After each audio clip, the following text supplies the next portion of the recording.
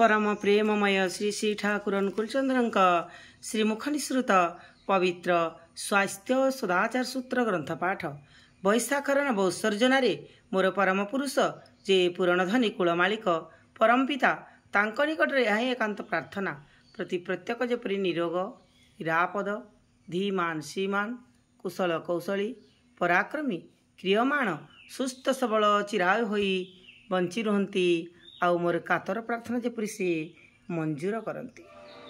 स्वास्थ्य सदाचार सूत्र पंक्ति भोजन न करिबा ही भल जदि भी केउठारे करिबाकु हुए एते दूरत्व अवलंबन करने उचित जेपरी अन्यर छिंक काश छेप निश्वास बा वायु सांगरे तुम मानक भितर भी परिवेशित न हुए।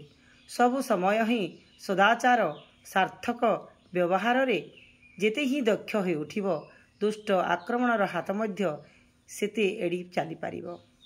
भात ही हेउ लुचि ही हेउ डाली तरकारी जहाँ ही हेउ नाकरे मुहरे गुह्य देशरे बा शरीर रे हाथ दे कहारी को कौन सी जिनिस देवाकू जाओ नहीं तहिरे हुए तो अन्यर क्षति होई पारे आउ से क्षति तुमठारे भी संक्रामित हेबार संभावना ढेर बेसी।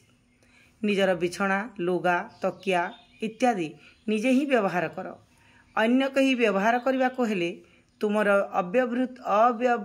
अव्यवहृत जिनिस ही दियो एवं परे ता उपयुक्त भाव रे परिष्कार परिच्छन्न करी रख। अन्यर बासन व्यवहार न करिबा ही भल करिले भी उपयुक्त भाव रे परिशुद्ध करी व्याधिमुक्त निकट गुरुजन व्यतीत कहारी भी ऐठा पत्र खाइबा ठीक नुहे। एगुड़िक छोट जिनिस हेले मध्य असतर्क चलन रे चालिले खूब ही क्षतिग्रस्त हेबार संभावना। खाइबा समय एपरी शब्द भंगी बा ढंग करना जेउथिरे अन्यर विरक्ति बा घृणा उत्पादित होई पारे।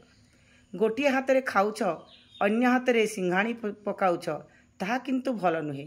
तहिरे अन्यर घृणा तो होई पारे निजर मध्य खराब होई पारे। सिंघाणी जदि पकाइबाकू ही हुए